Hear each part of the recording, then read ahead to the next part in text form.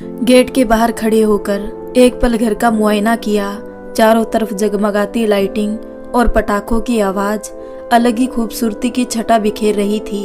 अंदर से आती ढोलकी की आवाज और उस पर थिरकते हुए गाने और औरतों की हंसी ठिठोली और फिर मेहमानों का जमावड़ा, क्या कुछ नहीं था। चांदनी ने सब देखा और एक लंबी आह भरी, जैसे किसी जंग के लिए खुद को तैयार कर रही हो।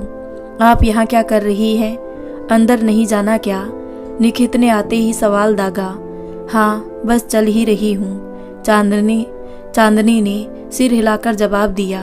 मन का भारीपन चेहरे पर ना उभरे, इसलिए चेहरे पर गज भर की हंसी चिपका रखी थी। यूं भी वो यही तो करती आई थी।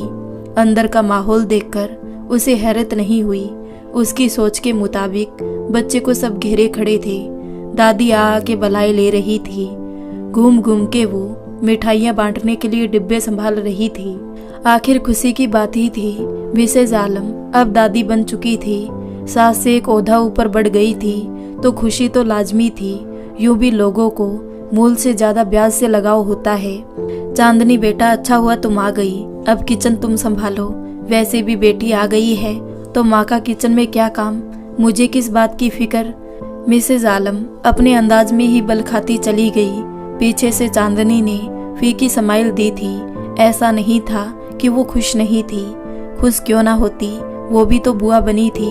लेकिन पिछले महीनों का रवैया आंखों में घूम गया था, जिसकी वजह से वो आने से कतरा रही थी और ना चाहते हुए भी मन में कड़वाहट घुल गई थी। लेकिन चाचा के फोन करने के बाद उसे यहाँ आना ही पड़ा। वैसे भी तो ये रस्में दुनिया है। अपना काम पड़े तो लोग गधे को भी बाप बना लेते हैं। फिर यहाँ तो मुफ्त की नौकरानी मिल रही थी। चांदनी ने सारे गिले शिकवे की पोटली बांधी और अंधेरे कुएं में धकेल के लग गई अपने काम में। आज बच्चे का नामकरण था, इसलिए वो जल्दी जल्दी हाथ चलाने लगी। यहाँ गिने चुने लोगों को बुलाया गया था, क्योंकि पार्टी बाद में करनी थी। इसलिए गिन के अभी कुछ 20-25 मेहमान आए थे, जिसमें से अपने खानदान और कुछ करीबी थे। भाभी, आपको पानी ज्यादा गर्म तो नहीं लग रहा है? अगर गर्म है तो ठंडा कर दूं? चांदनी ने सवाल किया था। अरे चांदनी, जच्चा है, सारा शरीर टूटा होता है, पानी ठंडा क्यों दे रही हो? पता है ना इस टाइम कितनी सावधानी रखनी पड़ती है। खैर छोड़ो, ये दुख भी किस्मत वालों को मिलता है। तुम क्या समझोगी? ये पहला कटाक्ष था जो चाची के हवाले से आया था और उन्होंने अपने जुमले को अदा करके चांदनी को मातृत्व का एहसास दिलाना जरूरी समझा था। रहने दो भाभी, ये क्या जाने, माँ को ना ये सब पता होता है। माँ बनी होती तब तो जानती कैसे क्या होता है। देख चांदनी, अब मियाँ आए तो खुद को अच्छे डॉक्टर से दिखा लियो। भाई अकेला आदमी कोई आदमी है? मेरी सना बेटी को देखो, शादी के साल भर के अंदर ही बच्चा हो गया। ससुराल वाले पूरे नाज उठाते हैं उसके, और इस बेचारी को देखो, शादी के 7 साल हो गए लेकिन अब भी गोद सुनी है। बुआ की बातों में चिंता कम और ताना ज्यादा नजर आ रहा था। चांदनी का दिल किया कि वो चीख चीख कर कहे, मैंने अपने मन से अपनी गोद सुनी रखी है। यह मेरा बच्चा नहीं तो मुझे जीने का अधिकार नहीं है।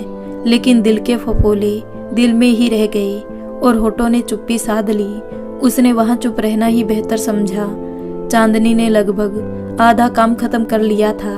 बाकी के काम के लिए उसने सोचा था वो किचन में से निकलेगी ही नहीं। वो तो किचन से ना निकली, लेकिन आंसू शायद रास्ता भूल गए थे, जो आंखों से होते हुए गाल पर जा फिसले थे। पिछली बार जब घर पर बुलाया था चाची ने, अपनी बहू को उसके पास नहीं आने दिया था। उनका मानना था कि ऐसी हालत में चांदनी की परछाई भी नहीं पड़नी चाहिए। उनकी बहू दुनियावी रस्म निभाते हुए सलाम करके ऐसे गायब हुई थी जैसे गधे के सिर से सींग। यूं तो चाची ने सबको दावत पर बुलाया था, लेकिन चांदनी को ताना देना उन्होंने अपना वहां भी अधिकार समझा था। इस बात से चांदनी आहत हुई और सारे रास्ते रोते हुए गई थी।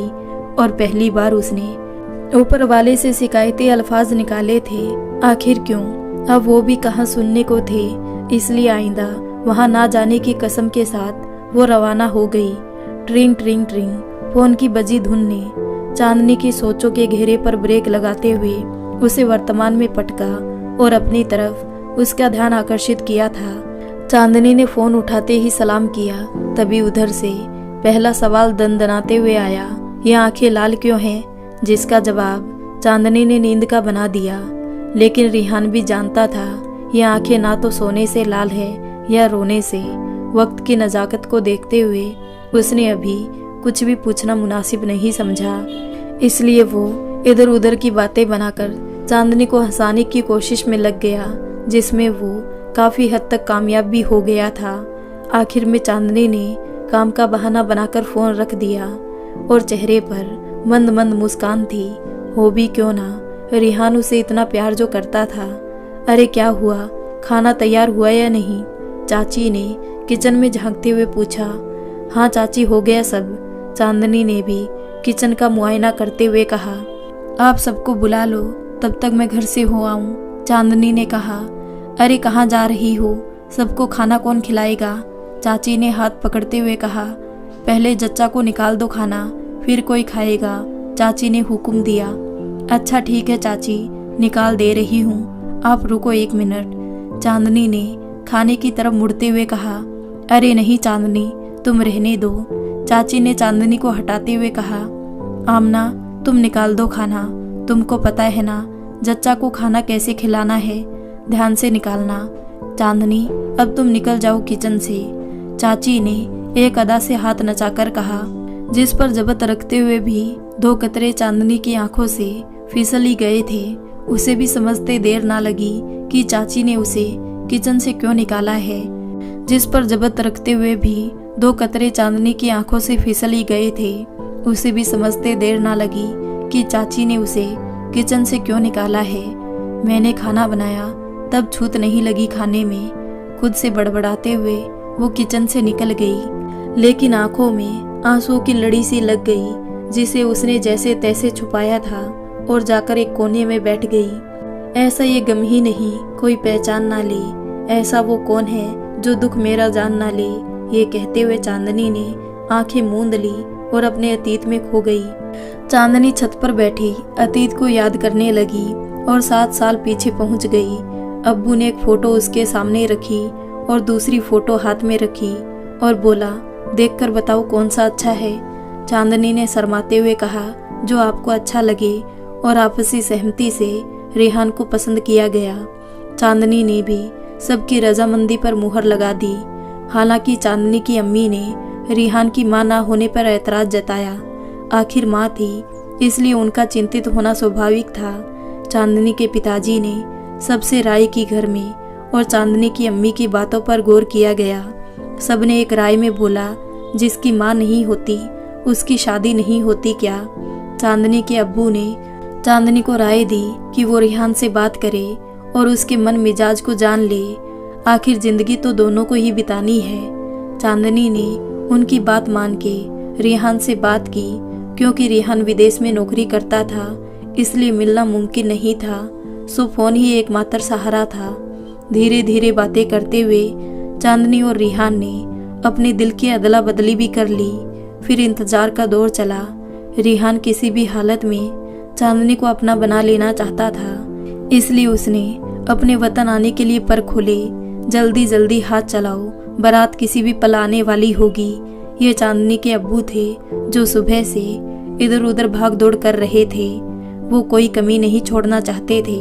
बेटी की शादी में हर बाप की तरह वो भी सारे अरमान पूरे करना चाहते थे, इसलिए खुद जाकर सारी तैयारियों का जायजा ले रहे थे। इधर रेहान के पांव जमीन पर नहीं टिक रहे थे। उसे लग रहा था कब वो पहुंचे और चांदनी को ले आई। हाल तो कुछ ऐसा चांदनी का भी था। सजी धजी वो दुल्हन के लिबास में सचमुच की चांदनी बिखेर रही थी। आखिरकार सबका इंतजार खत्म हुआ और 3 खूबसूरत कबूल है कबूल है कबूल है लफ्ज़ ने चांदनी को रेहान का तकदीर बना दिया। रेहान की नज़रें सिर्फ चांदनी को निहार रही थी, जिसे चांदनी ने भी महसूस किया था। चांदनी सबको रुला के बाबुल की चौखट छोड़ रेहान की हकदार हो गई थी और आंखों में सपने सजाए वो पिया के घर चली आई। रेहान उसका बहुत ख्याल रखता था। घर में उसको सास की थोड़ी कमी जरूर खलती थी, लेकिन रेहान ने उसे बखूबी पूरा कर रखा था। कुल मिलाकर रेहान एक अच्छा पति साबित हुआ। देखते ही देखते शादी के 2 महीने बीत गए। रिहान और चांदनी बहुत खुश थे एक दूसरे का साथ पाकर। कुछ दिनों से चांदनी की तबीयत बहुत खराब रह रही थी। उसे टाइफाइड हो गया था, जिसकी वजह से रिहान थोड़ा परेशान रहता था, लेकिन चांदनी उसे समझा देती थी। आखिरकार वो वक्त भी आया जब रिहान के जाने का वक्त हो गया। रिहान जाना नहीं चाहता था और चांदनी को ऐसी हालत में छोड़कर तो बिल्कुल नहीं। सारी रात रिहान और चांदनी की आंखों में बीती। दोनों नहीं चाहते थे इस रात की सुबह हो, बस वक्त यहीं थम जाए। लेकिन वक्त था कि हाथ से रेत की तरह फिसलता जा रहा था। रेहान चांदनी को ढेरों हिदायतें और बातें समझा रहा था।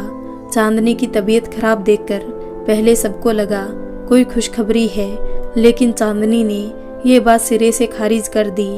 अपने शुरुआती दिनों में रिहान और चांदनी ने तय किया, हम पहले खुद इतना सख्त बनेंगे ताकि ये जिम्मेदारी उठा सकें। आजकल के परवरिश में बच्चों की अच्छी परवरिश देना बहुत चुनौतीपूर्ण काम था, इसलिए दोनों ने तय किया हमें अभी बच्चा नहीं चाहिए।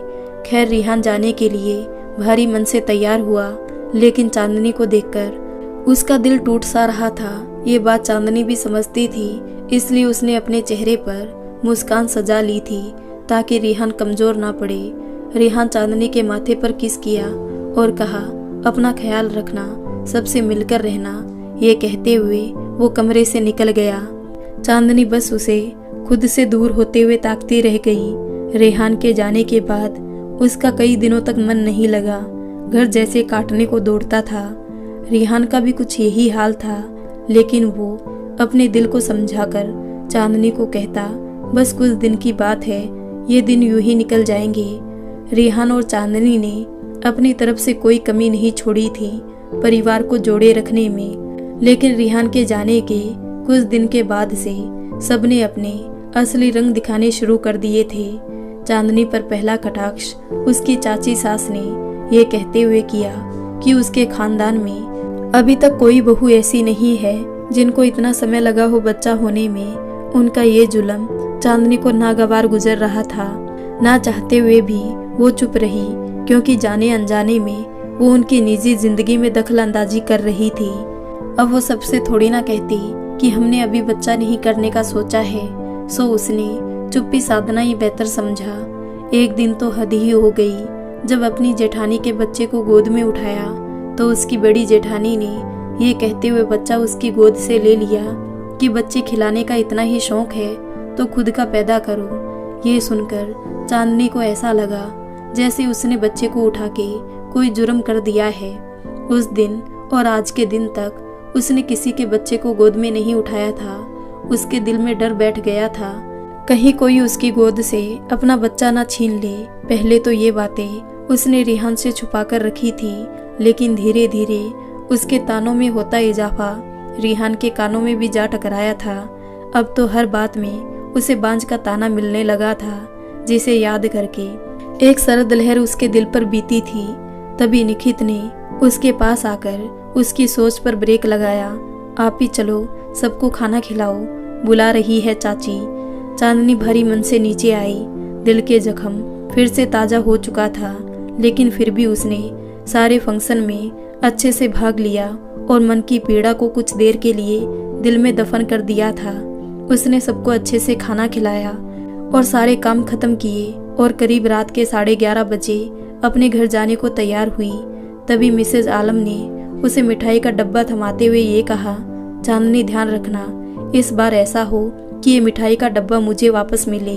उसने इस अदा से कहा जैसे चांदनी जानबूझकर मां नहीं बन रही है। जाते जाते भी उसकी आंखों में आंसू की लड़ी लग गई।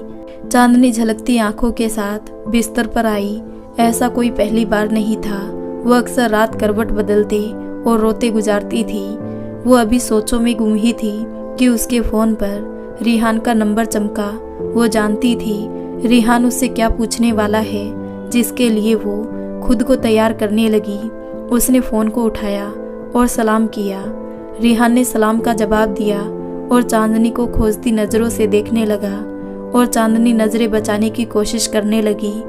चांदनी का ऐसा बुझा बुझा चेहरा देखकर रिहान के दिल के 100 टुकड़े हुए थे। उसने भारी मन से बोलना शुरू किया, तुम वहाँ क्यों गई थी? रेहान ने पहला सवाल दागा। चांदनी खामोश थी और रेहान जवाब के इंतजार में था। फिर चांदनी ने खुद को समेटा और धीरे से मिमियाते हुए बोली, जान चाचा ने कॉल किया इसलिए जाना पड़ा, नहीं जाती तो वो बुरा मान जाते। चांदनी ने बहलाने की कोशिश की। रेहान ये बात जानता था। उसने बस इतना ही कहा, मेरी बीबी की कोई बेइज्जती करे या उसकी आंखों में किसी ने आंसू लाए, मैं उसको छोड़ूंगा नहीं। रेहान दबे गुस्से में बोला, क्योंकि उसे पता था वहाँ क्या हुआ होगा। वो बात दोहरा के चांदनी को तकलीफ नहीं पहुंचाना चाहता था, इसलिए नपे तुले लहजे में बोलने की कोशिश की। चांदनी रेहान को देखकर मुस्काई। फिर रेहान पर टूटकर प्यार आया, जैसे रेगिस्तान में उसकी बंजर जमीन पर हरियाली आ गई हो, उसका अंग अंग खिल गया हो, वो अपना सारा गम भूल गई। यूं ही रेहान ऐसे ही तो करता था। पति पत्नी का रिश्ता भी होता ही ऐसे है। जिंदगी की राह में एक थके तो दूसरा उसे हौसला देता है। यहाँ भी ऐसा ही था। जब वो थक के हारने लगती तो रेहान उसकी ढाल बनकर खड़ा हो जाता था। इधर उधर की बातें करने के बाद उसने नींद का बहाना बनाकर उसने फोन रख दिया। लेकिन उसको नींद कहाँ आने वाली थी। वो ना चाहते हुए भी एक बार फिर अपने अतीत में कुछ टटोलने लगी, जहाँ उसे खाली हाथ लौटना था। हाँ, हम तो दुश्मन है ना, एक तुम्हारी बीबी ही सिर्फ सच्ची और सती सावित्री है, मिस्टर हैदर हाथ नचाते हुए बोले। चांदनी खामोश खड़ी थी। उसे कुछ समझ नहीं आया कि वो क्या बोले। शादी को 2 साल से ऊपर हो गए हैं, लेकिन अभी तक हमारी औलाद नहीं है। समाज में क्या मुंह दिखाएंगे? लोग भी तो हमसे पूछ रहे हैं ना। इसलिए मैं तुम्हारी दूसरी शादी करवाना चाहता हूँ। रेहान के वतन लौटने के बाद चांदनी और रेहान की उनके बड़े भाई के पास पेशी हुई थी, जहाँ रेहान के भाई ने उसे दूसरी शादी करने का फैसला सुनाया था और दुनिया भर का ज्ञान दिया था। ये सब सुनकर रेहान गुस्से से आग बबूला हो गया। फिर भी उसने बड़े भाई का लिहाज करते हुए उसने अपने गुस्से पर काबू रखते हुए कहा, ऊपर वाला हमें जैसे रखे, औलाद दे या ना दे, मैं चांदनी को तलाक नहीं दूंगा, ना ही दूसरी शादी करूंगा। वो 2 टूक कहता हुआ चांदनी को वहां से लेकर निकल गया। हालांकि चांदनी ने रेहान को समझाने की कोशिश की थी कि वो दूसरी शादी कर ले, लेकिन ये चांदनी को पता था वो कितनी बार टूट के और कितनी हिम्मत से ये अल्फाज निकाले थे। रेहान ने चांदनी से सवाल किया, ठीक है मैं दूसरी शादी कर लूँगा, लेकिन तुम इसकी गारंटी देती हो कि उससे मेरी औलाद होगी? अगर उससे भी मेरी औलाद नहीं हुई तो तुम और कितनी शादियाँ करवाओगी? रेहान ने लगभग गुस्से में बोला और चांदनी के पास उसका कोई जवाब नहीं था। रेहान अपनी बातों से टस से मस ना हुआ। चांदनी रेहान को अपना जीवन साथी पाके अपनी किस्मत पर रश्क करने लगी। सच में वो बहुत खुशकिस्मत थी जो रब ने उसको अपनी नेमत में से नायाब हीरा निकालकर चांदनी का नसीब बना दिया था। लेकिन दुनिया की रस्में निभाने के लिए उनको दुनिया के साथ चलना ही था। रेहान जब आता चांदनी के साथ बहुत हंसी खुशी रहता और ये देखकर सबके सीने पर सांप लौटने लगते। सब एक जबान में बोलते, बताओ बांझ पर इतना लाड लुटा रहा है, अभी जवानी है ना, समझ नहीं आ रहा, बुढ़ापे में समझ आएगा। अरे तुम्हें नहीं पता, मुझे लगता है कुछ कराकर खिला दिया है इस कलमुही ने, तभी मियाँ इतने लट्टू है। कुछ ऐसे ही अल्फाज चांदनी के कानों में टकराते, लेकिन रेहान के सामने किसी का मुंह नहीं खुलता था। पीठ पीछे सब बातें बनती रहती। ये बातें रेहान भी अच्छे से जानता था, इसलिए वो जलाने के लिए चांदनी के लाड उठाता था। इन सब के बीच रेहान का फिर से जाने का वक्त आ गया। उसकी छुट्टियां खत्म हो गई थी। वक्त जैसे पंख लगाकर उड़ गया था। वो जाना नहीं चाहता था, लेकिन भारी मन से फिर उसने चांदनी से विदा ली और चांदनी यहाँ फिर से अकेली रह गई। उसने पहली बार उम्मीद लगाई थी, लेकिन रब को शायद कुछ और ही मंजूर था और अपनी उम्मीद की किरीचियां उसने खुद ही बटोर ली। इधर रेहान के अब्बा की तबीयत भी खराब रहने लगी। चांदनी पूरे दिल से उनकी और घर वालों की सेवा करती थी, लेकिन उनके रवैये में कोई बदलाव नहीं आया था। कई बार उसका हौसला जवाब दे देता, लेकिन वो ससुर और अपने पति की खातिर फिर से खुद को समेट लेती। औरत की तो यही कहानी है, टूटना बिखरना और उसके व्यक्तित्व की पहचान है। ससुर चांदनी को अपनी बेटी की तरह मानते थे, जिसका मान चांदनी ने भी बखूबी रखा था। पूरे घर में एक वही थे जिन्हें चांदनी की फिक्र रहती थी। चांदनी उनके पास जाकर ढेरों बातें करती और अपना मन हल्का कर लेती। हालांकि मिस्टर नईम अपने अनुभव और जेठानियों की चालबाजियों के बारे में बताते, लेकिन चांदनी बस हंस के टाल जाती थी। ऐसा नहीं था कि वो समझती नहीं थी, बस वो मन में कोई खटास नहीं लाना चाहती थी। आखिर उसका यहाँ से मन बेजार होने लगा, इसलिए उसने सोचा मायके का चक्कर लगा आऊं। रिहान को यही तो बस चाहिए था कि कैसे वो मायके जाने के लिए राजी हो, क्योंकि रिहान अपने घर वालों के बारे में जानता था, इसलिए वो चांदनी को मायके आने को कह रहा था।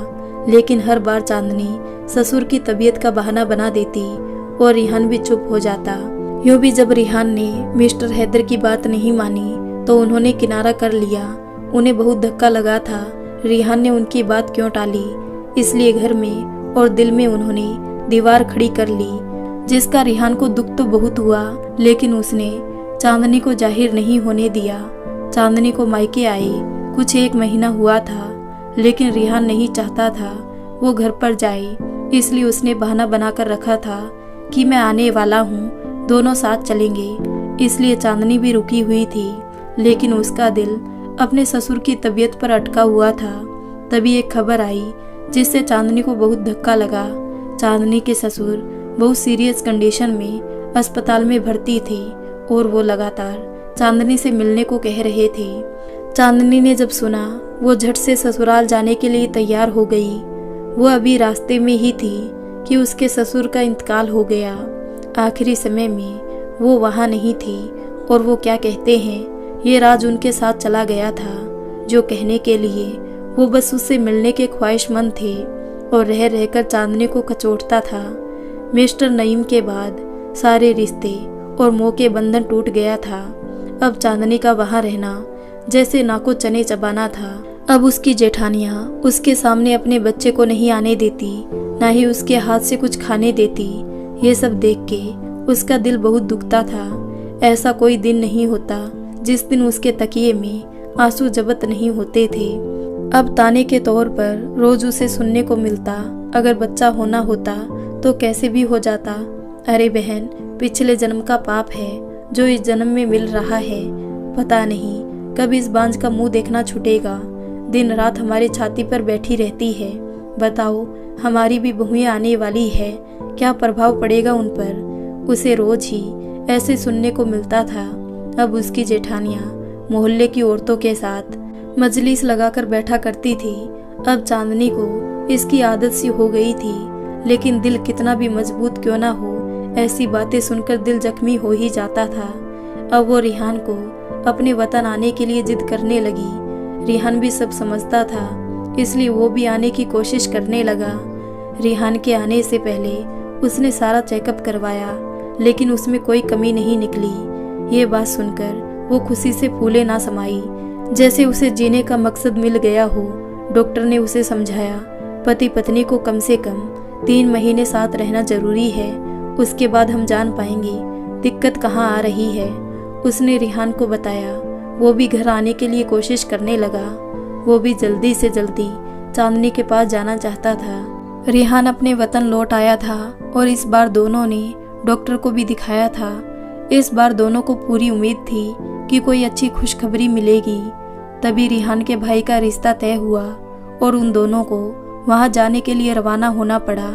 हालांकि चांदनी थोड़ा जाने से हिचकिचा रही थी, वो जाना नहीं चाहती थी, लेकिन वो रिहान का मुंह देखकर जाने के लिए तैयार हुई। यूं भी जब मिस्टर नईम की तबीयत बिगड़ी थी, वो चांदनी से कहा करते थे कि वो सबका शादी ब्याह कर दिए हैं, पता नहीं वो जिंदा रहे या ना रहे। उनके छोटे बेटे का भी शादी करके उसका घर बसा दे। वही बातें चांदनी याद करके बेमन से जाने के लिए तैयार हुई। वहां ससुराल में रिहान को देखते ही बड़े भाई लोगों ने अपना हाथ झटक लिया और सारे पैसे रिहान को ही लगाने थे। रिहान थोड़ा परेशान हुआ कि उसने कभी शादी ब्याह की जिम्मेदारी नहीं उठाई है, वो कैसे सब करेगा। रिहान दूसरी शादी से मना कर दिया था, इसलिए बड़े भाई उससे खफा खफा रहते थे और उन्होंने सारे कामों में अपना पल्ला झाड़ लिया था। ये बात रिहान बखूबी समझता था। उसको थोड़ा दुख हुआ, फिर उसे अपने पापा की कही बातें याद आ गई। इसलिए अपना फर्ज समझकर उसने अपने छोटे भाई की शादी करने का बीड़ा उठाया। इधर चांदनी की कुछ दिनों से तबीयत थोड़ी खराब रहने लगी थी। काम के चक्कर में वो ध्यान ही नहीं दे रही थी। घर में इतना सारा काम फैला हुआ था, उसे समझ नहीं आ रहा था वो कैसे क्या करे। अरे चांदनी, तुम ठीक तो हो? क्या हुआ है तुम्हें? रिहान ने घबराते हुए पूछा।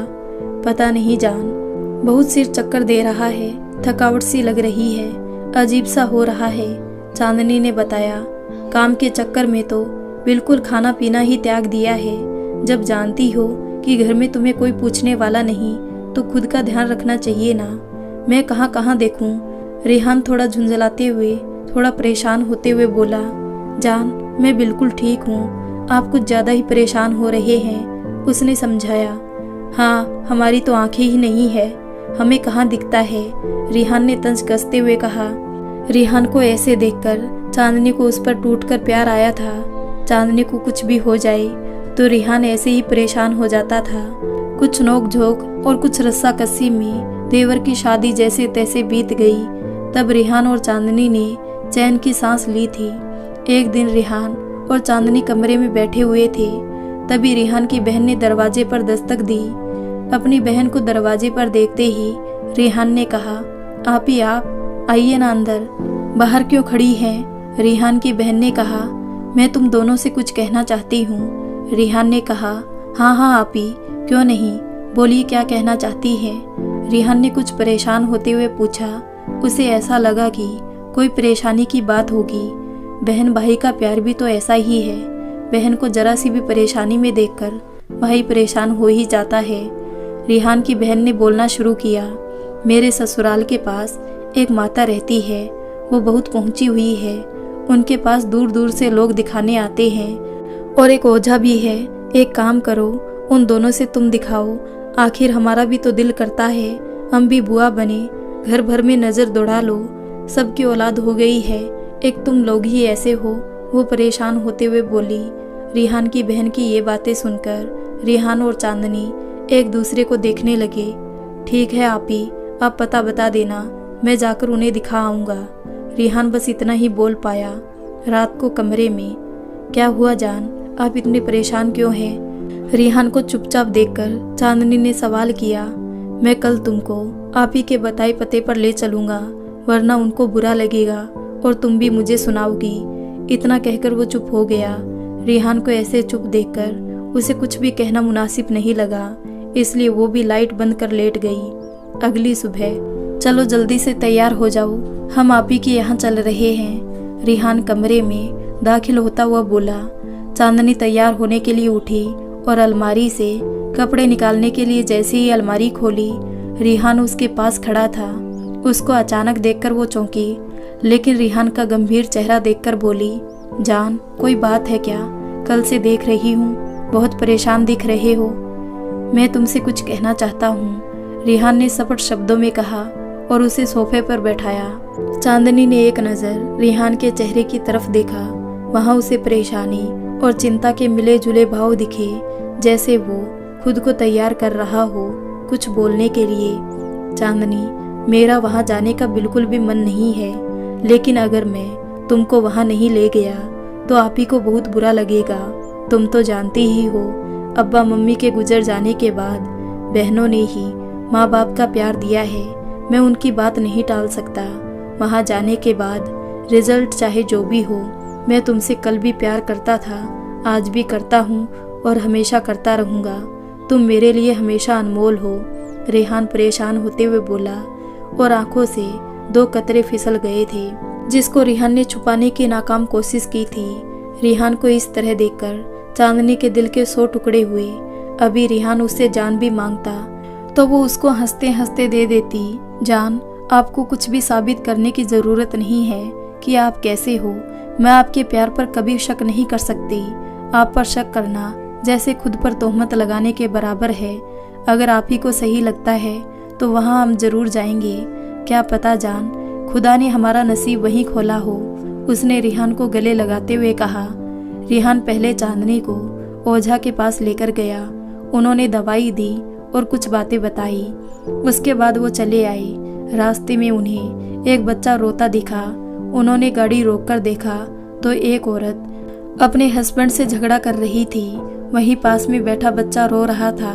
मालूम करने पर पता लगा कि पति खाता पीता है और वो बच्चे के दूध के पैसे की भी दारू पी गया था। नशा भी कैसी चीज है जो इंसान को अपने अलावा कुछ नहीं दिखता है।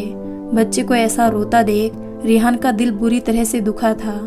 उसने जेब से पैसे निकाले और महिला के हाथ में थमा दिया और कहा, बहन जाओ, इसके लिए दूध ले आओ और अपने घर के लिए कुछ खाने पीने का सामान भी। और उसने उसके हस्बैंड को भी हिदायत दी कि आइंदा वो ना पिए। तभी बगल से किसी आदमी ने कानाफूसी की, अपनी औलाद तो है नहीं, आए बड़े दूसरों का दर्द समझने वाले, वही पैसे वाले हैं, पैसों की कोई कमी थोड़ी ना है। अब दिखावा करने के लिए पैसा कहीं ना कहीं तो खर्च करेंगे ही। दूसरे आदमी ने तंज कसा, ऊपर वाले का खेल भी अजीब है। जो औलाद की कदर करते हैं उसकी गोद सुनी रखी है, जिसे उसकी कदर नहीं उसे औलाद दे रखी है, चांदनी ने सोचा। तभी रिहान उसके पास आया और उसकी सोचों का सिलसिला टूटा और दोनों घर की तरफ रवाना हो गए। दूसरे दिन रिहान की बहन के कहे मुताबिक दोनों माता जी के दरबार में हाजिर थे। वहां देखा एक बुजुर्ग महिला बैठी हुई थी। दोनों ने जाकर उन्हें प्रणाम किया और वहां बैठ गए। उन्होंने आंखें बंद करके कुछ मंत्र पढ़े और चांदनी को पास से जमीन की मिट्टी उठाकर उसके हाथों में रखा और कहा, खाओ। ये सुनकर चांदनी रिहान का चेहरा ताकने लगी। रिहान बस बेबस सा वहां बैठा था। दोनों अंधविश्वासी नहीं थे, लेकिन औलाद की चाहत ने उन्हें कहां से कहां ला दिया था। इतने में चांदनी की आंखों से आंसू फिसलने लगे। ना चाहते हुए भी उसने दिल कड़ा किया और अंधविश्वास का शिकार हो गई। चांदनी, मुझे माफ कर दो, मेरी वजह से ही तुम्हें ये सब झेलना पड़ रहा है। रिहान ने गंभीर स्वर में बोला, अरे नहीं जान, इसमें आपकी क्या गलती है, शायद मेरी किस्मत में यही सब लिखा है। उसने फीकी हंसी हंसते हुए कहा। बहुत दिनों से चांदनी की दादी उसे मिलने के लिए बुला रही थी, लेकिन देवर की शादी की वजह से वो अपने ददिहाल नहीं जा पा रही थी। अब जब सब चीज संपन्न हो गया था तो उसने दादी के यहाँ जाने का फैसला किया। रिहान उसे लेकर उसके दादी के यहाँ चला गया। वहाँ पहुंचकर भी उनकी हालात कुछ दूसरी नहीं हुई। वहाँ भी लोग तरस की निगाह से देखते तो कुछ लोग सलाह देते कि अब आए हो तो यहाँ दिखा लो, वहाँ दिखा लो, ये डॉक्टर अच्छा है। रिहान और चांदनी बस चुपचाप सुन के रह जाते थे। वो क्या ही कर सकते थे और किसको क्या समझा सकते थे। तभी, बाबू, मैं तुम्हारे भले के लिए ही कह रही हूँ, एक बार तुम संग्रामपुर चले जाओ, वो अच्छे ओझा है, चाचा तुमको लेकर जाएंगे।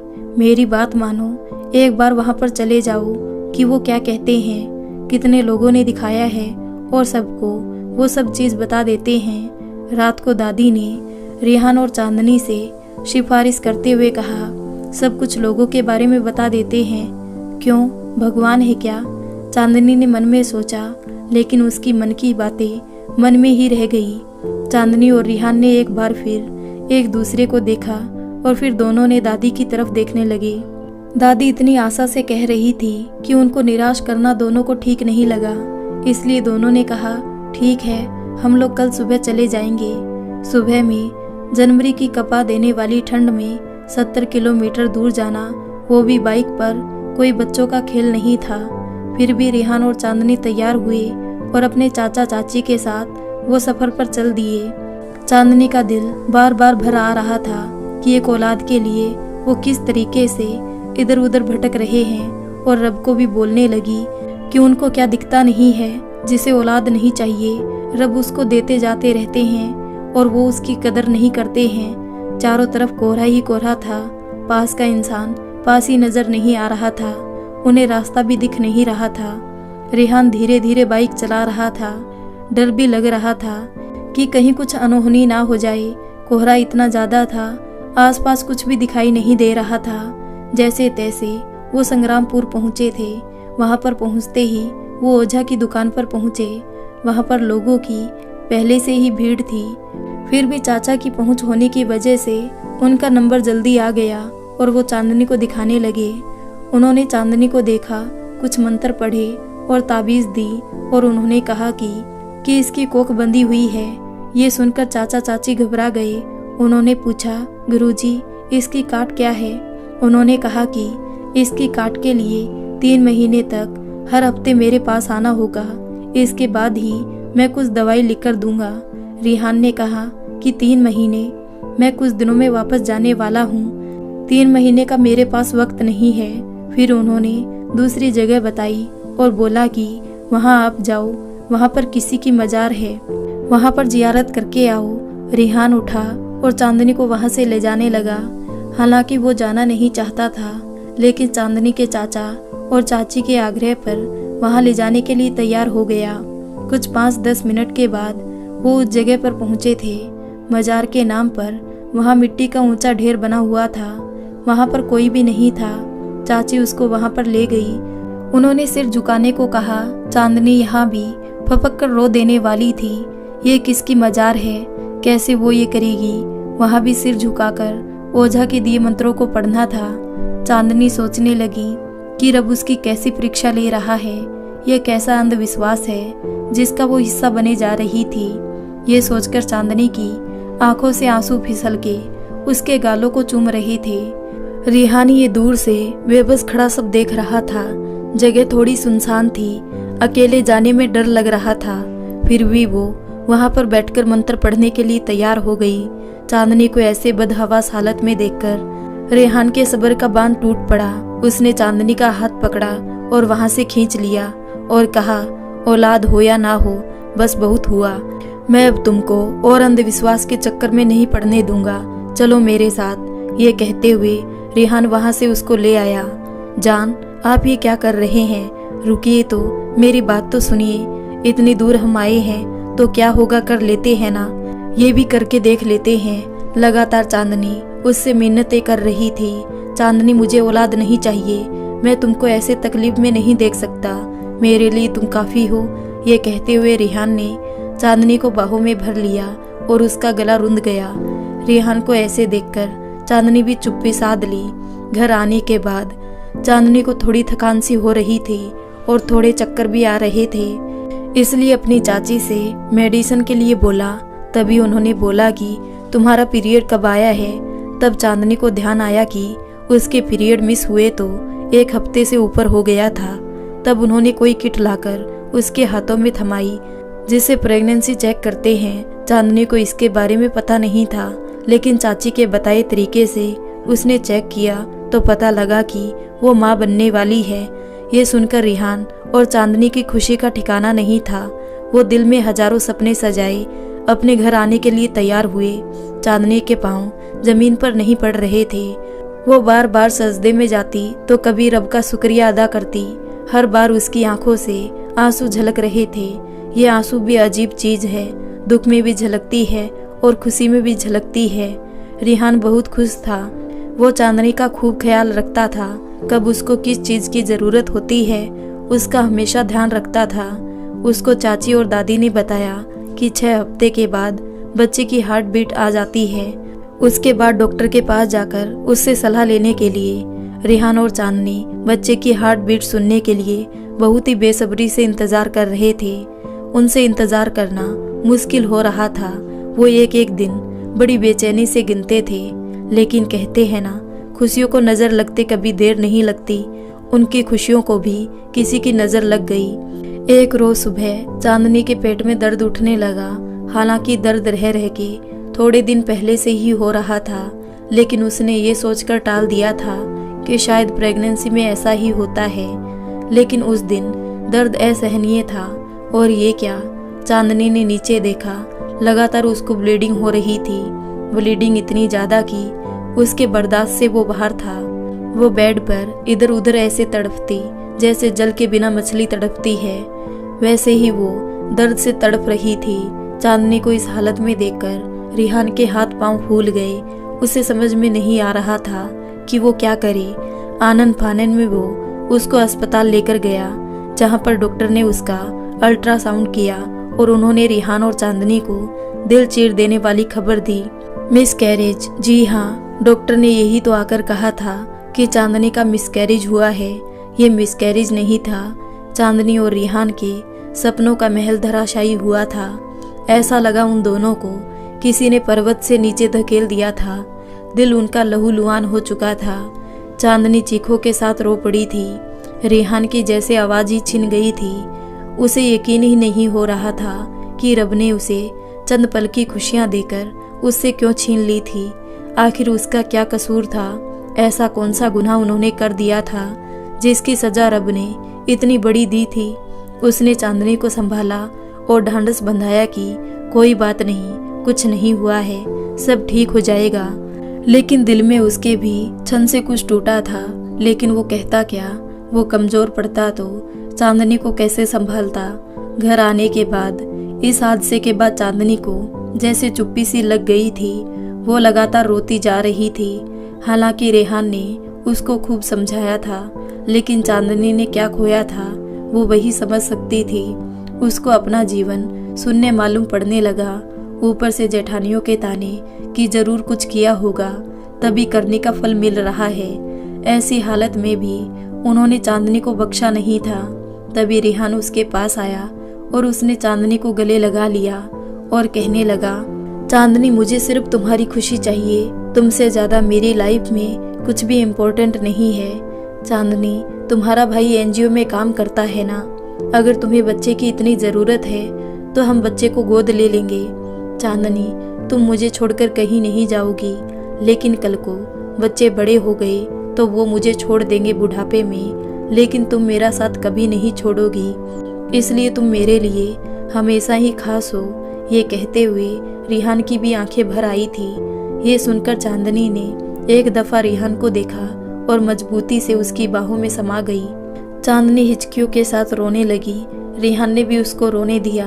अब उसने खुद को कोसना बंद कर दिया था और रब की मर्जी मानकर थोड़ा सामान्य हो गई थी। चांदनी को सामान्य देखकर रिहान ने चैन की सांस ली थी। अभी उनकी जिंदगी में सब कुछ सामान्य होना शुरू ही हुआ था कि कुछ दिनों के बाद रिहान का वापस ही जाने का समय हो गया। लेकिन इस बार चांदनी के सब्र का बांध टूट पड़ा था और वो रिहान को नहीं जाने देना चाहती थी। तभी उसको ध्यान आया, देवर की शादी करने में कर्जा सिर पर चढ़ गया है। अगर वो नहीं कमाने जाएगा तो लोगों का कर्जा कैसे उतारेगा? ना चाहते हुए भी उसने दिल कड़ा किया और रिहान को जाने दिया। लेकिन इस बार रिहान चांदनी को ससुराल नहीं, उसके मायके छोड़ आया। उसने सोचा अपने घर वालों के साथ रहेगी तो उसका मन बहला रहेगा। रिहान ने उसको यहाँ छोड़ तो दिया था, लेकिन यहाँ भी चांदनी की हालत कुछ सुधरी नहीं थी। हाँ, इतनी तसल्ली थी, उसके मायके वालों ने उसे कुछ नहीं कहा था, ना ही कोई एहसास होने दिया था। लेकिन बाहर वाले अब उसके साथ एक नया ताना और जुड़ गया था। जब पति इतना प्यार करने वाला है और सब सही है तो यहाँ मायके में क्यों पड़ी है? ये सुनते ही हजारों दर्द उसके चेहरे पर उभर आते थे। यहाँ रहना चांदनी की मजबूरी थी, लेकिन लोगों के ताने उसके सब्र को तार तार कर देते थे। 3 महीने हुए थे चांदनी को अपने मायके आए और रिहान को बाहर गए। जैसे तैसे चांदनी ने हालात से समझौता कर लिया था। फिर भी वो किसी बच्चे को देखती या किसी के यहाँ बच्चे होने की खबर को सुनती तो तकलीफ और पछतावा उसे आ घेरता। उसके चेहरे पर एक निराशा और दुख की लहर छा जाती और लाख समझाने के बावजूद भी वो उस दुख में मुब्तला हो जाती। अभी कुछ ऐसा ही हुआ था जब उसकी छोटी देवरानी ने फोन करके उससे कहा था कि वो माँ बनने वाली है। ऐसा नहीं था कि वो इस खबर से खुश नहीं थी। वो अपनी देवरानी की माँ बनने की खबर सुनकर बहुत खुश थी। आखिर वो भी तो ताई बनने वाली थी, जिसके ख्याल से ही उसको गुदगुदी पैदा हो रही थी। लेकिन हसरतों का क्या, उसके दिल में फिर से टीस उठने लगी। उसे अपना दर्द ताज़ा होता महसूस हुआ। चांदनी हमेशा अपनी देवरानी को फ़ोन करके बताती कि उसे क्या खाना चाहिए और क्या नहीं, और अपने आप पर पूरा ध्यान देने के लिए कहती। फिर कभी कभी वो मन ही मन सोचती कि कहीं ये भी पलट के ना कह दे कि खुद का तो बच्चा है नहीं, मुझे आई ज्ञान बांटने के लिए। इसलिए कभी कभी उसकी जुबान लड़खड़ा जाती थी। लेकिन फिर अपने साथ हुए हादसे को देखते हुए वो डर जाती कि कहीं किसी और के साथ अनहोनी ना हो जाए, इसलिए उसे एहतियात बरतने के लिए कहती, क्योंकि वो जानती थी कि जिस दर्द से वो गुजर रही है कोई और भी गुजरे। उसे पता था कितनी तकलीफ होती है। कुछ दिन तक तो नॉर्मल बातचीत होती रही। फिर उसके बाद उसकी देवरानी ने बताया कि उससे बड़ी वाली जेठानी उसके साथ अच्छा व्यवहार नहीं कर रही है और ऐसे समय में उसके साथ बहुत बुरा व्यवहार करती है। चांदनी का ये सब सुनकर दिल दुखा और मन का कचोटने लगा। वो अपने आप में ही कुढ़ने लगी, लेकिन वो इतनी दूर से कर भी क्या सकती थी, इसलिए अपनी देवरानी को समझा बुझाकर उसे दिलासा देती थी। भाभी मुझसे उठा नहीं जाता है, सुबह फिर भी मुझसे काम खोजती है। ऐसे समय में कैसे करूं काम, मुझसे नहीं होता कोई काम। मुझे काम ना करता देख वो भी काम छोड़कर बैठ जाती है। चांदनी की देवरानी ने रोते हुए कहा। चांदनी लगातार अपनी देवरानी को चुप करा रही थी, लेकिन वो मान ही नहीं रही थी। एकाएक उसने कहा, भाभी मैं आपके पास आना चाहती हूँ। चांदनी पहले ये बात सुनी उसे कुछ अटपटा सा लगा, क्योंकि वो अपने मायके में थी। वो तो खुद ही अपने माँ बाप के रहमो करम पर थी और अब अपनी देवरानी को कैसे बुला सकती थी। बेटी कितनी भी शादीशुदा हो जाए, चाहे घर के लिए कितनी पराई कहलाए, लेकिन अपने मायके की चिंता उसे हमेशा सताती रहती है। यहाँ भी घर के हालात कुछ ठीक नहीं थे, इसलिए वो देवरानी को अपने पास बुलाने से कतरा रही थी। वो अपने माँ बाप के ऊपर और बोझ नहीं डालना चाहती थी। इस समय में जरा भी कोई चूक हो जाती तो सारा इल्जाम उसके और उसके मायके वालों पर आता और उसकी जेठानियाँ कहती कि उसका बच्चा नहीं रहा, इसलिए अपनी देवरानी को बहला फुसलाकर वहाँ बुलाया और उसका बच्चा नुकसान कर दिया। उसने इस बारे में रिहान से बात करने की सोची। उसने रिहान को फ़ोन मिलाया। अगले ही पल में रिहान ने फ़ोन रिसीव किया और घबराहट में पूछने लगा, क्या हुआ? क्योंकि चांदनी इधर से बहुत कम ही फ़ोन करती थी, हमेशा रिहान ही फ़ोन किया करता था। वो तभी रिहान के पास कॉल करती जब कोई बहुत ज़रूरी बात होती थी। उसे लगा कि कोई बड़ी बात है, तभी चांदनी ने मेरे पास कॉल किया है। रिहान को अपने लिए चिंता करते हुए देख चांदनी को अच्छा लगा। फिर उसने कहा, नहीं जान, कोई खास बात नहीं है, मैंने आपसे कुछ पूछने के लिए कॉल किया है, आप फ्री हो? चांदनी ने उसकी घबराहट दूर करते हुए कहा, हाँ हाँ बोलो, फ्री हूँ, क्या कहना है? रिहान ने चैन की सांस लेते हुए कहा, वो जान, छोटी देवरानी और बाबू देवर यहाँ मेरे पास आने के लिए कह रहे हैं। चांदनी ने बताया, क्या उनका दिमाग खराब हो गया है? वो यहाँ पर आकर क्या करेंगे? रिहान थोड़ा उलझते हुए बोला, अरे जान, पहले बात तो पूरी सुन लीजिए। चांदनी ने रिहान को ऐसे उलझता देख के बीच में टोका, भाभी उनको अच्छे से नहीं देख रही है, आपको पता है ना उसकी ऐसी हालत है जिसमें उसको परेशान होना सही नहीं है। चांदनी ने रिहान को समझाते हुए कहा। रिहान ने सोचते हुए कहा, आना चाहते हैं तो आने दो, कोई मुश्किल नहीं है, लेकिन उनको बोल देना कि कहीं पास में रूम ले ले, भले ही उनके रूम का खर्चा, खाने पीने की व्यवस्था तुम देखना और आते जाते उनसे मिलते रहना। वो जितना तुम्हारे घर से दूर रहे उतना सही है। ऐसा ना हो कल को कुछ हो और सारा इल्जाम तुम पर या तुम्हारे घर वालों पर आए। मैं वैसे ही मजबूरी में तुमको छोड़कर वहाँ पर आया हूँ, अपने घर वालों की वजह से बिना मतलब तुम्हारे घर वालों को गुनहगार नहीं बना सकता, रिहान ने गंभीरता से कहा। रिहान का सुझाव चांदनी को भी ठीक लगा।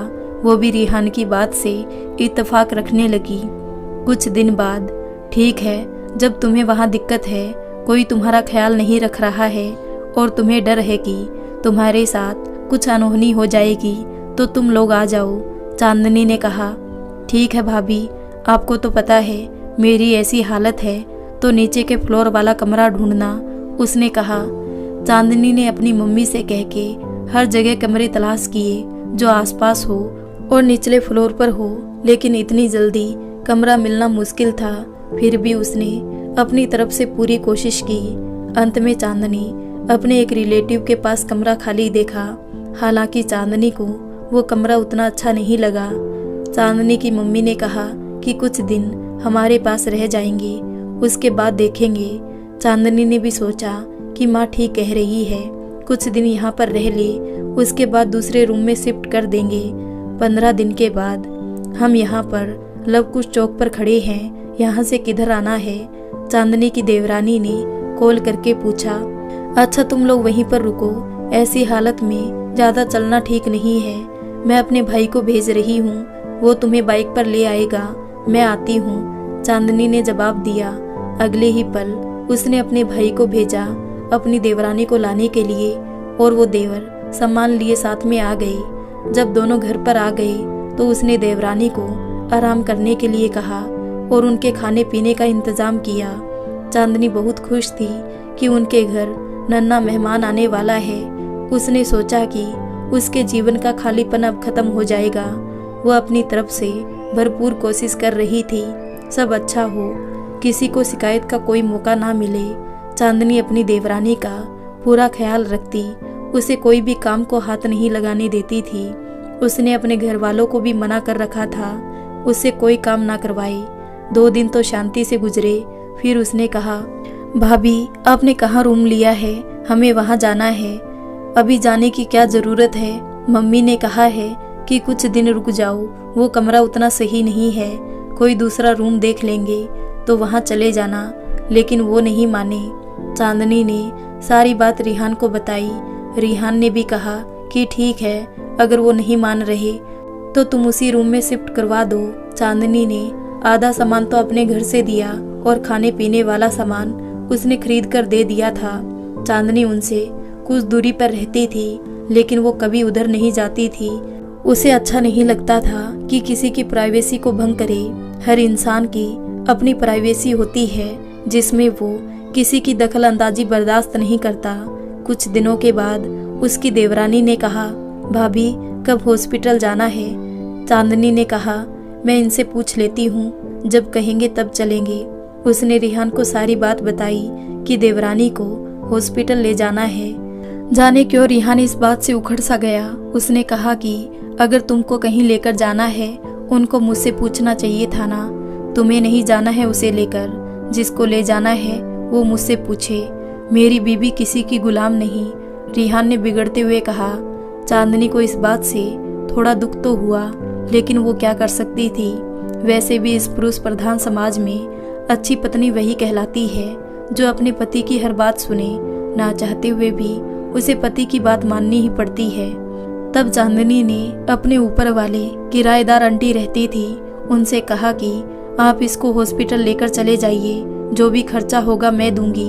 वो चांदनी की बात मान के हॉस्पिटल जाने के लिए तैयार हो गई, लेकिन वो उनके साथ नहीं गई। अब उसके मन में इस बात से खींचातानी हो गई। चांदनी ना चाहते हुए भी खुद को गुनहगार समझने लगी। चांदनी हॉस्पिटल नहीं गई थी, इस बात का उसकी देवरानी ने बहुत बवाल बनाया। अरे साथ जाने के लिए ही तो कहा था, कौन सा पहाड़ तोड़ने के लिए कहा था। सही कहते हैं गांव के लोग, खुद की औलाद तो है नहीं, और मेरी औलाद को कुछ हो गया तो तभी तो इतने साल हो गए शादी को, अब तक बांझ है, उसकी देवरानी ने कहा। ये बात चांदनी को चीर देने वाली थी। उसने क्या कुछ नहीं किया था यहाँ आने के बाद उसके लिए, फिर भी उसको ये सब चीजें सुनने को मिली। एक पल में उसका सारा किया धराए मिट्टी हो गया, उसका सारा वजूद चकनाचूर होकर रह गया। इन सारी बातों से चांदनी को बहुत धक्का लगा। उसे समझ में नहीं आ रहा था वो किसको दोष दे, अपनी किस्मत को, पति को या खुद को। आखिर उसने क्या बिगाड़ा था जो हर बार उसे जिल्लत उठानी पड़ती थी। क्यों उसको हर जगह से ऐसे ताने सुनने को मिलते थे। उसकी औलाद नहीं है तो इसमें उसका क्या दोष है। ये कोई बाजार से मिलने वाली चीज है क्या जो वो खरीद कर ले आई।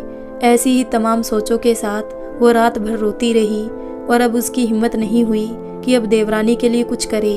उसके बाद उसकी देवरानी ने चांदनी पर 1000 तोहमतें लगाई और उसके दामन में एक और दाग लगा दिया कि हमारे बच्चे को वो मारना चाहती है, उससे हमारी औलाद देखी नहीं जा रही।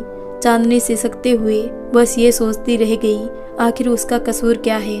चांदनी की देवरानी के जाने के बाद भी चांदनी की मुसीबतें कम नहीं हुई थी। उसकी देवरानी ने जाते जाते उसके दामन पर दाग लगाया ही था, साथ ही ऐसी तोहमत भी लगाई थी जिसको बर्दाश्त करना चांदनी के बस में नहीं था। उसकी देवरानी की बातों ने चांदनी को अंदर से तोड़कर रख दिया था। वो हर पल सोचती कि एक अजन्मे बच्चे को मारे, वो इतनी भी गिरी हुई नहीं थी। मेरी अपनी औलाद नहीं है, ये खुदा की मर्जी है। मैं किसी को जीवन दे नहीं सकती तो उसका जीवन ले कैसे सकती हूँ। वो फूट फूट कर रो रही थी।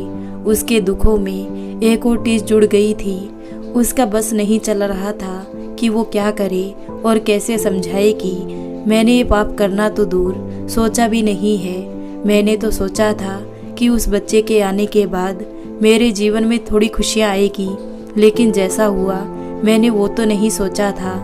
चांदनी की देवरानी अपने गांव पहुंच गई और वहां जाने के बाद उसने चांदनी को आड़े हाथों ले लिया था। सही कह रही हूँ चाची, वो मेरे बच्चे को मारना चाहती थी। ऊपर से तो देखने में बड़ी शरीफ लगती है, लेकिन अंदर की एकदम घुन्नी है। मुझे नहीं पता था कि वो ऐसी है। अगर मुझे पता होता तो मैं उनके पास जाती ही नहीं। मैं भोली यही समझती थी कि वो मेरी अपनी है। चांदनी की देवरानी ने औरतों के सामने टेसुए बहाते हुए चांदनी के बारे में लंबा चौड़ा बयान दिया। चुप हो जाओ बहन, आजकल के ज़माने में यही तो है। अपनी रोटी भी छुपाकर खानी पड़ती है। कोई किसी का सुख देखने वाला नहीं है। बताओ, अपनी औलाद नहीं तो दूसरों की औलाद के साथ ऐसा करेगी। इसलिए तो ऊपर वाला उसकी अब तक गोद सुनी रखा है। पैसा ही सब कुछ नहीं होता। इतना पति प्यार करता ही है, पैसा कमाता ही है, तब भी गोद सुनी की सुनी है।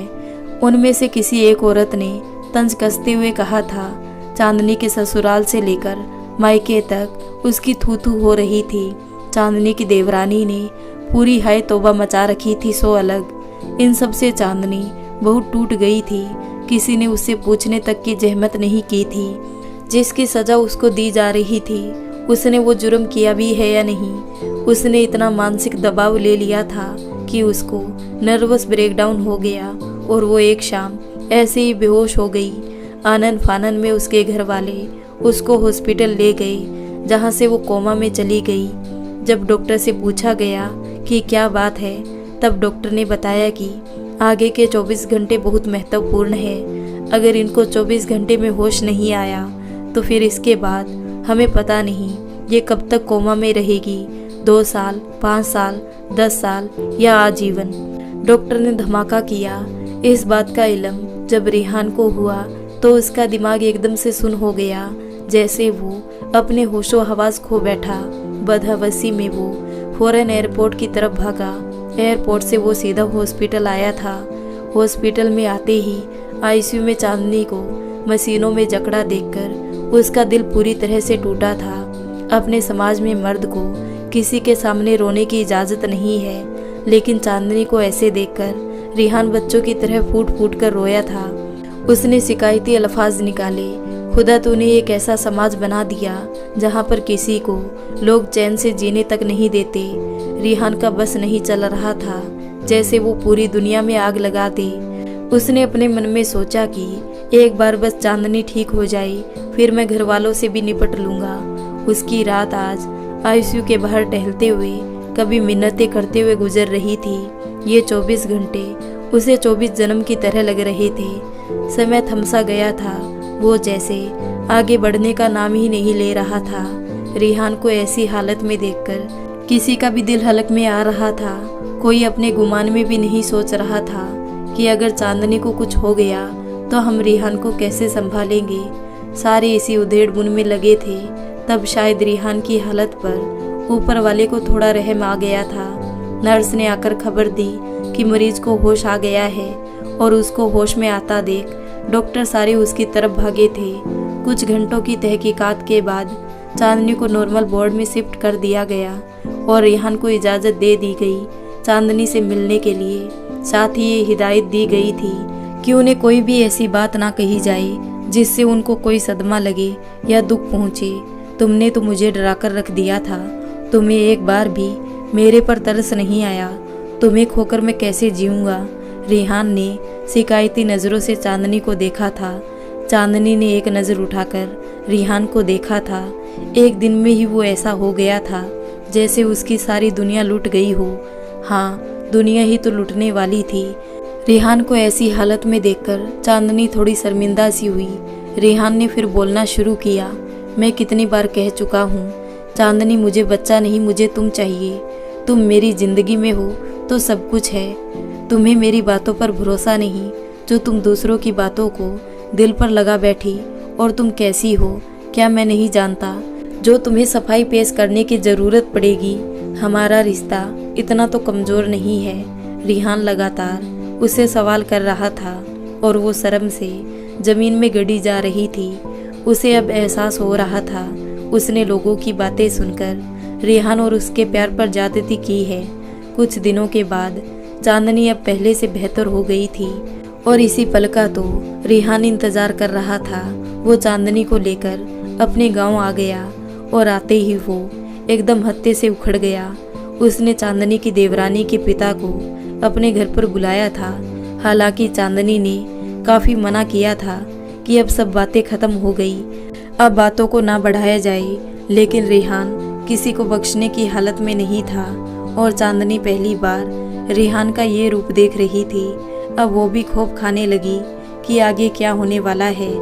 आपने अपनी बेटी को क्या संस्कार दिए हैं? मेरे ख्याल में आपने इतना तो सिखाया ही होगा कि बड़े छोटों से किस तरीके से बात की जाती है। रेहान अपने गुस्से पर जब्त रखता हुआ उन महाशय से पूछ रहा था। गलती आपकी पत्नी की है। जब उन्होंने वहाँ पर बुलाया था तो सारा खर्चा उठाना चाहिए था और उसको देखना चाहिए था। उन्होंने भी बड़े ढीठ तरीके से कहा, वो मेरी बीवी है, किसी की नौकरानी नहीं। और आपकी बेटी को मेरी पत्नी से कुछ करवाना था तो मैं उसका पति हूँ, मुझसे पूछना चाहिए था वो क्यों लेकर जाएगी। हम लोग उसके सास ससुर तो नहीं। इतना तो आपकी बेटी को समझ में आना चाहिए किससे किस लहजे में बात की जाती है। रेहान लगभग गुस्से में बोला, तो मेरी बेटी को आपकी पत्नी ने बुलाया क्यों? उन्होंने भी कहा। माहौल में एकदम गमागमी छा गई। रेहान ने कहा, जब मेरी बीबी ने बुलाया था तो जब उसने जाने के लिए नहीं कहा तो ये लोग वहाँ से आए क्यों? ऐसा तो है नहीं कि आपकी बेटी किसी का लिहाज कर रही है। इसने मेरे से भी बात की। मैंने कहा था ना आकर सारी बातें होगी, फिर उसने मेरी बात क्यों नहीं सुनी? फिर आकर यहाँ बोलने का क्या मतलब बनता है? हमारे बच्चों को मारना चाहती है, यही कहा ना। मुझे वो सबूत दिखाइए किस बिना पर वो मेरी बीवी पर इतना बड़ा इल्ज़ाम लगा रही है। हमारी औलाद नहीं है तो क्या हमें जीने का हक नहीं है? और औलाद है या नहीं है, इस मैटर में बोलने वाले आप या आपकी बेटी होते कौन है? रेहान गुस्से में बोला। आखिरकार 2 घंटे के आरोप के बाद मामला शांत हुआ और चांदनी की देवरानी ने अपनी गलती मानते हुए सबसे माफ़ी मांगी। वही रात कमरे में, जान आपको ऐसे बात नहीं करनी चाहिए थी, देखा ना कितनी बात बढ़ गई थी। चांदनी ने चिंता जताते हुए कहा, जैसा बोलेंगे वैसा सुनेंगे और सुनाना भी जरूरी था। अब लोगों का मुंह बंद रहेगा और बोलने से पहले 100 बार सोचेंगे। रेहान ने सहजता से कहा, फिर भी जान ऐसे किसी को घर में बुलाकर ये सब बातें करना अच्छी बात तो नहीं है। चांदनी थोड़ा परेशान हो रही थी। हाँ अच्छी बात नहीं है, लेकिन उनकी बेटी ने ही उन्हें ये दिन दिखाया है और इतना कहना भी जरूरी था। छोड़ो ना, तुम भी क्या बातें लेकर बैठ गई हो? रेहान उबते हुए बोला। जान कितने दिन के लिए छुट्टी पर आए हैं? चांदनी ने मायूसी से पूछा। कितने दिन के लिए? मैं अब कहीं नहीं जा रहा। मैं हर समय अपनी बीवी के साथ रहूँगा और फिर मेरी बीवी को बच्चा भी तो चाहिए, उसकी भी तो तैयारी करनी है। रेहान ने शरारत से चांदनी का हाथ खींचते हुए कहा। धत, मैंने ऐसा कब कहा? चांदनी शर्मा के रेहान की बाहों में सिमट गई। रेहान को यहाँ पर आए लगभग 2 महीने हो चुके थे। इन 2 महीनों में एक भी दिन ऐसा नहीं था जब आकर लोगों ने उसे सलाह ना दी हो डॉक्टर के पास दिखाने की। कभी कभी इन सब से वो इतना उब जाता था कि लोगों से उलझ भी जाता था। मुझे अब समझ में आ रहा है तुम यहाँ कैसे रहती होगी। अभी मैं हूँ तो लोग ऐसे हैं, नहीं रहता हूँ तो क्या करते होंगे, सोच के ही गुस्सा आ रहा है। लोगों ने कह कह के मेरे कान पका दिए हैं। अरे मैं क्या करूँगा, नहीं करूँगा, वो मेरी प्रॉब्लम है। तुम लोग अपना देखो ना, लोगों को इतनी क्यों फिक्र होती है दूसरों के मामले में टांग अड़ाने की। वो आकर चांदनी के पास अपने दिल के फफोले फोड़ रहा था। इस पर चांदनी ने मुस्कुराकर उसको समझाया था, जान छोड़िए ना, उनका काम है कहना, अगर आप कहो तो हम डॉक्टर के पास चलते हैं। चांदनी ने रिहान की तरफ देखते हुए कहा, क्या चांदनी तुम भी भूल गई डॉक्टर ने क्या कहा था? हम 3 महीने देखते हैं साथ रह के, उसके बाद ही कहीं जाएंगे, इससे पहले मैं कहीं नहीं जाने वाला। वो अड़ते हुए बोला। रिहान की बातें सुनकर चांदनी चुप हो गई और समय का इंतज़ार करने लगी। धीरे धीरे ये समय भी निकल गया और 3 महीने से ज़्यादा हो गया। उसके बाद रिहान ने ही कहा, चलो चांदनी डॉक्टर के पास चलते हैं। वही डॉक्टर के पास मैंने चांदनी की सारी रिपोर्ट देखी। उनकी सारी रिपोर्ट नॉर्मल है, तो अच्छा रहता कि एक बार आप भी टेस्ट करा लेते। डॉक्टर ने थोड़ा दबे दबे अल्फाज में कहा। ठीक है डॉक्टर, मैं इसके लिए रेडी हूँ, रिहान ने कहा। रिहान डॉक्टर का चेहरा भाप गया था। अपने पुरुष प्रधान समाज में मर्दों का टेस्ट कराना जैसे उनकी मर्दानगी पर सवाल उठाने के बराबर था। डॉक्टर ये अच्छे तरीके से जानता था, इसलिए बोल नहीं पा रहा था, क्योंकि आए दिन उसका ऐसे पुरुषों से सामना होता रहता था। डॉक्टर को ऐसे देख के उसने बोलना शुरू किया, डॉक्टर, मैं उन मर्दों में से नहीं हूँ जो टेस्ट करवाना अपनी मर्दानगी पर हमला समझते हैं। अगर मुझ में कमी है तो मैं उसका इलाज करवाऊंगा। कोई भी यहाँ भगवान नहीं है। मेरी कमी की वजह से मेरी पत्नी लोगों के ताने बातें सुने, मुझे बिल्कुल बर्दाश्त नहीं होगा। रिहान ने कहा, आपके जैसी सोच अगर पुरुष और समाज में हो जाए तो कितनी औरतों का भला हो जाएगा। मैंने आए दिन यहाँ ऐसे पेशेंट देखे हैं जिनमें औरतों में कोई कमी नहीं होती और पुरुष अपना टेस्ट नहीं करवाते और सारा दोष अपनी औरतों पर मढ़ देते हैं। डॉक्टर ने कहा, हमारे समाज में सारी यातनाएं और ताने सिर्फ महिलाओं के हिस्सों में आते हैं। पुरुषों को तो जैसे जन्म से ही सर्टिफिकेट मिला हुआ है कि सारी कमियां औरतों में ही होगी। मर्दों को जैसे क्लीन चिट मिली हुई है। विज्ञान ने इतनी तरक्की की है तो हर चीज़ का इलाज अपने विज्ञान में संभव है। जितनी भूमिका महिलाओं की है उतनी ही भूमिका पुरुषों की होती है एक बच्चा पैदा करने में, डॉक्टर ने समझाते हुए कहा। चांदनी मन ही मन ऊपर वाले का शुक्रिया अदा करती और रिहान की लाखों बलाई लेती। वो समाज के बाकी पुरुषों से एकदम अलग था। रिपोर्ट आने के बाद, देखिए, मैंने आपकी सारी रिपोर्ट्स चेक की है। आप में थोड़ी कमी है जिसकी वजह से बच्चा होने में प्रॉब्लम हो रही है, और हो भी गया तो मिसकैरेज होने के ज़्यादा चांसेस है। इसलिए मैं कुछ दवाइयाँ लिख रही हूँ, आप खाइए। उसके बाद उम्मीद करते हैं हमें पॉजिटिव रिजल्ट मिलेगा। डॉक्टर ने रिहान को दवाई की पर्ची देते हुए कहा। ठीक है, कोई बात नहीं डॉक्टर, आप उस दिन बता रहे थे कि हमारे विज्ञान ने इतनी तरक्की कर ली है कि हर चीज़ का इलाज संभव है। रिहान ने पर्ची थामते हुए कहा। बिल्कुल रिहान जी, अपने विज्ञान ने इतनी तरक्की तो कर ली है कि वो लगभग हर इलाज करने में सक्षम है। फिर भी लोग अंधविश्वास के चक्कर में पड़ते हैं और इन्हीं की वजह से बाबा और मौलवियों की चांदी हो रही है। डॉक्टर ने अफसोस जताते हुए कहा। ये बात सुनकर रिहान ने नज़रें झुका ली थी, क्योंकि कुछ समय पहले जाने अनजाने में वो भी इस अंधविश्वास का शिकार हुआ था। 1 महीने बाद, चांदनी तुम ठीक तो हो ना? क्या हुआ?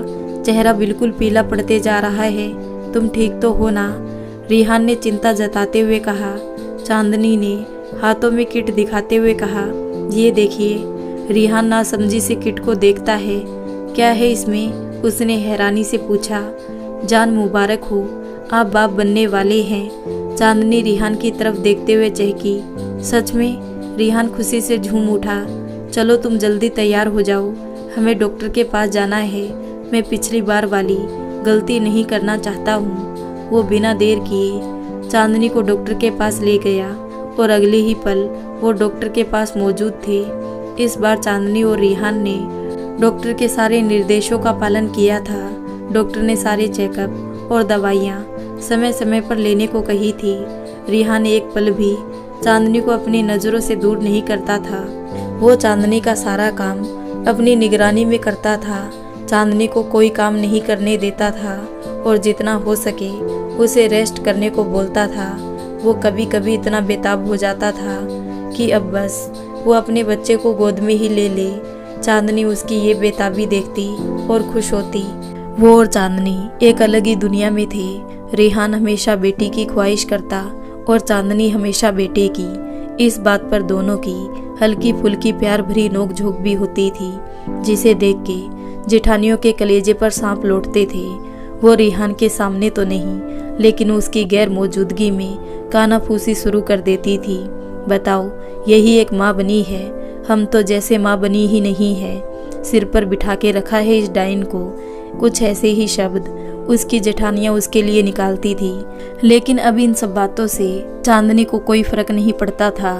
कुछ दिन बाद हॉस्पिटल में आज चांदनी को लेबर पेन शुरू हुआ था, इसलिए उसे हॉस्पिटल में लेकर आए थे। रेहान बाहर बेचैनियों से टहल रहा था। उसे चांदनी और बच्चे की बहुत फिक्र हो रही थी। सच में माँ की ममता का गुणगान तो सब लोग करते हैं, लेकिन जो हॉस्पिटल के बाहर चक्कर काटते रहता है उसकी परेशानियां दबी रह जाती है। कुछ घंटे की मिन्नतें और इंतजार का सिलसिला आखिरकार खत्म हुआ। अब रेहान के कानों में वो खबर पड़ी जिसके लिए उसके कान तरस गए थे। थोड़ी देर बाद नर्स ने खबर दी, मुबारक हो, आप बाप बन गए हैं, लड़का हुआ है, वो भी जुड़वा। नर्स ने कहा। रेहान ये खबर सुन के खुशी से झूम उठा और अपने जेब से पैसे निकाल के नर्स के हाथ में रख दिए और कहा, लीजिए, पूरे हॉस्पिटल में मिठाई बंटवा दीजिए। उसने चांदनी के बारे में पूछा। नर्स ने बताया कि चांदनी बिल्कुल ठीक है और दूसरे ही पल वो चांदनी से मिलने के लिए भागा। वो इंतजार नहीं कर पा रहा था। कमरे में जाते ही उसने चांदनी से पूछा, कैसी हो? चांदनी ने कहा, ठीक हूँ, और अपने बच्चे की तरफ इशारा किया। रेहान बच्चों को गोद में उठाया और उनके कान में आजान दी। उसके बाद उसने चांदनी से कहा, तुम्हारा बहुत बहुत शुक्रिया, तुमने मुझे इतनी बड़ी खुशी दी। साथ ही उसने अपने रब का भी शुक्रिया अदा किया। धीरे धीरे कमरे में सारे रिश्तेदारों का हुजूम आ गया और मुबारकबाद का सिलसिला चलने लगा। आते ही सब पार्टी की डिमांड करने लगे। रेहान ने कहा, पार्टी तो ऐसी दूंगा, पूरा गांव देखेगा। इसके साथ उन लोगों का मुंह लटक गया जो रेहान और चांदनी को खुश देखना नहीं चाहते थे। सबको ऐसे खुश देखकर चांदनी ने आंखें बंद कर ली और दिल ही दिल में रब का शुक्रिया अदा किया। आखिरकार उसे सब्र का फल मिल ही गया था। तो दोस्तों, आपको ये कहानी कैसी लगी? अगर अच्छी लगी हो तो वीडियो को लाइक कर दें और हमारे चैनल को सब्सक्राइब कर लें।